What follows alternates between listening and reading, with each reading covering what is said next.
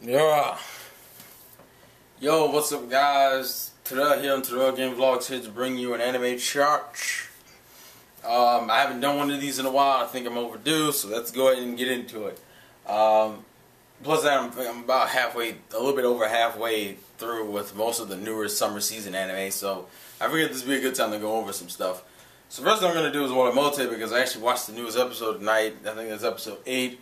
And I honestly will admit to you right now, I think I'm probably going to end up like hating this anime by the end of it. And let me explain what I mean when I say I think I'm going to end up hating it. It's because, from what I understand, the way WataMote works is that it uses this sad, fucked up, dark humor to just put Tomoko the butt of every fucking joke. So like the characters just shitted on all the time. And I get it, that's the comedy of it. And it's funny, but at a certain point when you start liking the character, it just becomes sad and I can't enjoy it. I can't enjoy watching a character I like get shitted on all the time. And from what I hear, like the manga's the same way. They shit on her all the time. Like I don't think that I haven't even come across, none of the anime episodes have had her have a section where she just can be happy and like you as a viewer can be happy and she can be happy. Usually there's like a whole bunch of scenes where she's happy but you on the inside and realize the sad truth of the situation. And episode 8 just really reaffirmed it. And if you don't want to spoil for episode 8, don't watch this. But it's the episode with her cousin and I fucking saw that shit and that was depressing. Because you literally just watched, like the episode 8 was more about her cousin than it was Tomoko. Because it's pretty much the same type of Tomoko-ish gags, except, you know, she's trying to show off for her cousin.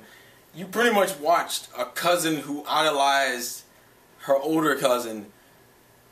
We watch her make that transition to pitying her older cousin. That is depressing, man. Like that's the problem, and I can already see myself. By the time I finish this, I'm probably gonna give this a bad review, just because it's like you can't enjoy a series like that. It's like in the beginning, it's fine because you're indifferent and you're not really used to the characters, and you don't know if you like Tomoko or not. Now, if you hate Tomoko, you'll enjoy the fuck out of this because they don't give a fuck about Tomoko. Like they make that character lose in every way fucking possible. But if you like Tomoko, I can't watch it. Like I even looked in the Crunchyroll comments. People were telling me how they were skipping parts and cringing. And like the shit's depressing. For God's sakes, her cousin watched her play a whole bunch of little kids at a card game, and then cheat to beat them at the card game, so she could look cool to her younger cousin, who I guess she didn't realize saw her cheat. And I'm just like, this is sad. I don't even know if I'm gonna be able to make it. They cannot do more episodes like that. I can't deal with it. I'm serious. Like that shit, that demoralized the fuck out of me, man. It's like I can only enjoy that character to an extent until you just make me go, Jesus Christ. You couldn't even let her get that little white lie off. Just let her just anything. It's like, no, we're gonna shit on Tomoko every way possible. The only silver lining is that the cousin did not tell Tomoko that she pities her, even though Tomoko kind of sensed it, but it's just sad. She can't win on any level. God damn it, that one bothered me. I'm sorry, that bothered the fuck out of me. Anyways, other shows. Blood Lad, I know J-Man doesn't like it. I don't have a problem with it. I'm enjoying it for what it is so far. I actually probably would say I probably will end up buying this. If it keeps up with its consistency. From what I heard, it's been pretty consistent with the manga too. Like it hasn't deviated at all from what I heard. So for right now, I'm pretty safe to say I probably would buy Blood Lad on Blu-ray when it came out. Like what, next year probably. It's only gonna have 13 episodes if I'm correct. Watching it on Viz Anime isn't a bad thing either, except the ads that you have to go through because of the struggle. Other than that, also the subs are kind of off. Like the subs still appear, but they do this thing where they appear too late in the middle of a sentence, and then they disappear too quickly into the next sentence. So it's not like, well, granted, I'm used to watching Bakemonogatari, so it didn't really bother me, but it's not horrible. Just I can see a lot of people complaining about that if they haven't already. I do like the gag they did with like, the Kamehameha gag where like Stash tries to do the Kamehameha. Fuyumi's in the back like, it's like, what's wrong Fuyumi? It's like, nothing, even though you know she's cringing because it's like, he's about to use a copyrighted attack, and then the dude hits him in the face. He's like, why the hell did you just try to use this really over obviously telegraphed and fucking long and like tedious attack? And it's like, wow, did you just point out all the flaws of the Kamehameha wave? I enjoy it for what it is. I mean, obviously, it has that mixture of cliche and parody that I don't mind. And obviously, there's some type of plot twist regarding Hydra and Fuyumi, because I've heard some of you guys have told me in the comments, which I don't want to remember because I'd rather just enjoy it as it is instead of being spoiled. But I know there's some relation, especially with the latest episode putting Hydra's mom into the situation. So I know there's some type of plot involving that. I'm just saying. What would be else? Space Brothers, still enjoying that. We're on our determination to lose shit. We're in our car arc. I don't even know what to call this right now. I guess you would call this the grind to the moon arc, because that's what he has to do. I kind of wish he had told Serica about the whole moon thing though, about how he gave up the position because he knew that she wanted the position, and he also knew that he would have preferred to. He knows he wants to go to the moon, so. Because it's like, you keep teasing this Muta X Serica thing, but you don't ever like push it far enough. And I'm like, don't tease me with this shit. Either go in or leave it alone. Just do something. Don't fuck with my emotions. Hunter x Hunter. The last episode review I did was for literally the episode before the recent one, because there was no new one this week. So there's not really too much different. I mean, I'm just enjoying the arc as it is. It's fine. I'm having fun with it. Looking forward to more. Also, Palm, if you would just stay dressed the way you are currently in the last episode, you can get it in. Just stop. Don't ruin this, because I know you're going to. Also, Kahlua versus Rama. Let's see if Kahlua can handle himself and not get his ass kicked. Because something tells me Rama... I don't know if Rama, you would inherently say he's stronger now, because he still doesn't have a nin power, I don't think. Because I don't think he understands the whole logic behind that. Actually, I don't think any of them do, which... No, they have to.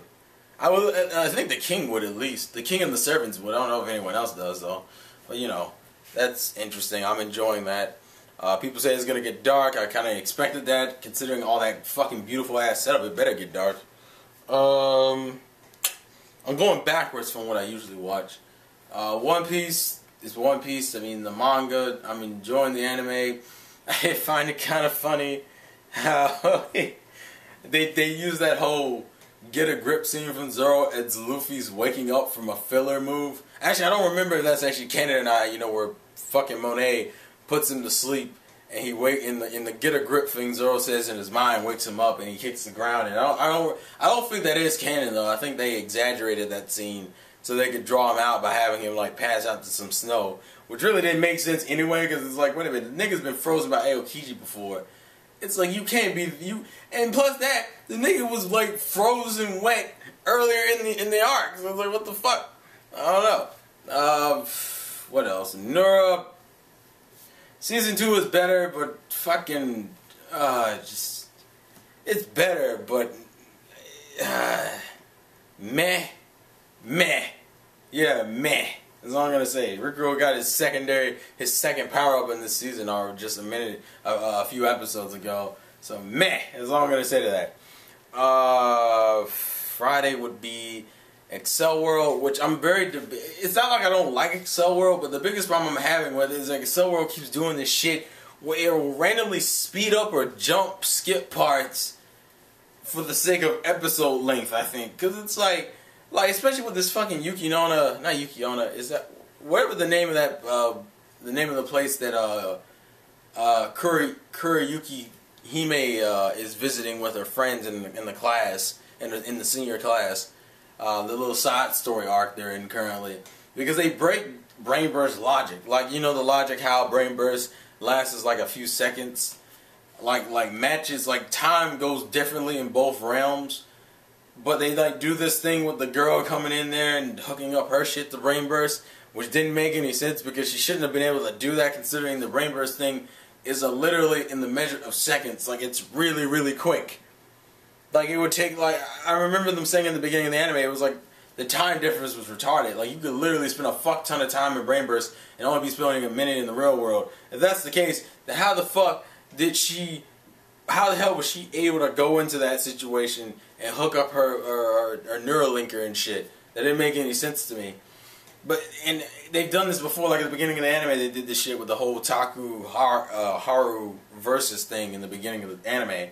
I'm like, stop doing this section where you just randomly speed up and jump up. Because I can get into the anime when it doesn't do that, but when it does, it just takes me out of it.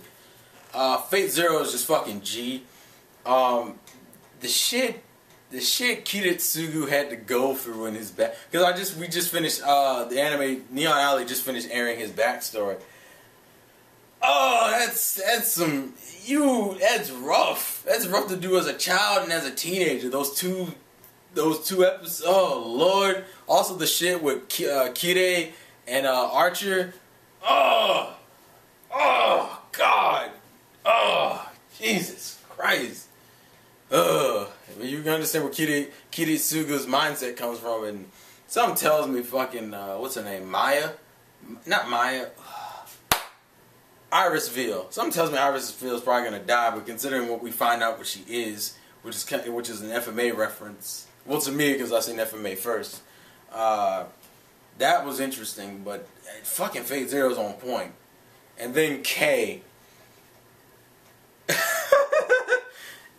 don't know what to tell you about K, because K is just now starting to make sense to me. Like, the beginning episodes have all been these random situations and explaining things, and I've just been confused as fuck. Like, it's just now starting to make sense to me. So I can't really say too much. It's interesting, if nothing else. But it needs to progress further for me to start getting it, because we really haven't learned anything except for like the colorless king, like the kings, the 7 kings, or I guess it'd be 8 if you count the colorless king. The dude who got killed, I think it was his name Yamada or Yata. I don't even fucking know how to pronounce his name. The dude who got shot at the beginning of the anime. Then you have your 3 mains, Kuro, Shiro, and Neko, which. That was interesting. Those also I will see. I see a lot of yaoi undertones in this anime. This shit's ridiculous. What is with like certain animes doing this shit where it just has like a fuck ton of yaoi undertones for no goddamn reason? But as I said, we're just now starting to get into real plot, so it's interesting. I'm not hating it. It's interesting if nothing else. But we're only like I think what 6 episodes in, 6, 7. I don't even fucking know. So that's that.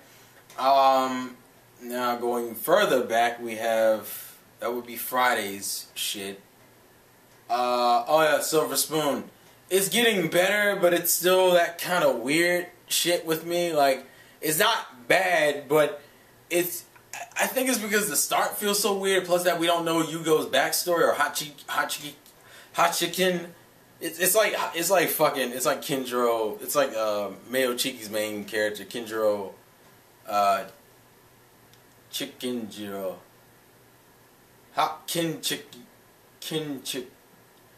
Fuck it. His name has chicken in it. That's the whole point. Anyways, Yugo's. I think it's because we don't know about Yugo's backstory, and I'm kind of like, I did like the other stuff, like with Mikage and Konbama. You seeing their respective families and their living situations, and the big girl who's in love with money, I forget her name. It's interesting nonetheless. I gotta get more adjusted to it. Actually, how long is Silver Spoon supposed to last? Just out of curiosity. What else airs on? Oh yeah, Servant X Service. I'm enjoying a lot of this. I've noticed just like I'm enjoying the anime, but I don't enjoy it as much as other anime. Like for Servant X Service, I'm enjoying Servant X Service, but it's from the same person who created Working. I probably would still say I like Working more, just because I don't necessarily like the relationships they're doing, which I don't want to spoil it. But the relationships they're doing for Servant X Service currently, I only really like one of them because the other ones, it's kind of I mean, it's funny and it's enjoyable, just I probably say I like it, but I probably don't like it as much as Working. I can say that right now. I probably won't like it as much as Working. Unless they make Hasebe a little bit more No, actually, I still probably would like. I don't know. I think working just worked better for it. I still want a season 3 for that because I'm pretty sure that series is still going. I think. Anyways, we move back from Thursday, and then we go into. I guess I don't think there's anything that comes out on Wednesdays or Tuesdays. So I guess the other 2 shows I have to address. Actually, the only other show I had to address is Dog X Scissor, which I haven't really talked about. Which honestly, it's pretty much turned into a harem. It's like the main character died before his harem came to fruition, so as a dog, he's coming back to claim his harem. Except, it's a lot of random mystery stuff thrown in. And the fan service really isn't there because the main character isn't human, so they don't really do it. Also, the fact that the main girl's flat-chested. I like the interactions, it's cool. I'm not going to necessarily say I love it. Like, actually, none of these series, this season I love. I think they're okay, at the very most. None of them I've just straight out fallen in love with, though. Just as a bar none favorite. And Mushibugo I don't really need to talk about because Mushibugo I review. I believe that is it though. I cannot think of anything else I am missing. I'm actually thinking right now to make sure.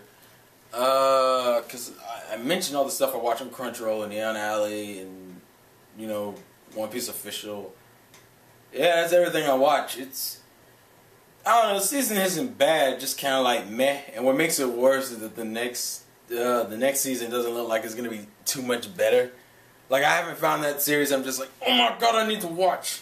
Also, when the Snafu OVA comes out, I'm going in. Like, I don't even want to hear it, I'm going in. Hey, fuck that. I'm ready for my OVA. Oh! I want my OVA, I'm serious, I love my Snafu. They better put that in the DVD shit too. Like, when it releases over here next year, I want my OVA. And Crunchyroll probably isn't going to scream it. Oh yeah, I have been watching Bakemonogatari, or Monogatari Season 2, but I haven't really caught up to the simulcast yet. Daisuke's, I will say Daisuke as a streaming site is pretty cool though. And so as far as Monogatari Season 2 goes and Nekomonogatari, I'm going to review those, so I'm not really bothered, but Monogatari Season 2 seems interesting because it's kind of dealing with Hanekawa and her issues with Aragi and that relationship and her as a character. So I'm enjoying it. I just need to catch up. I think that is it though. So please leave your thoughts and comments back in the comment section below. And if you've watched this entire video, please type in the comment section, Tomoko, please win. That's what I want. Tomoko, win! Win something in life. Jesus. Like a pure win, not this half-assed win shit. Where it's sad for the viewer, but it's okay for her. Anyways, vlogs again for your boy Terrell, and I'll catch you guys later. Peace.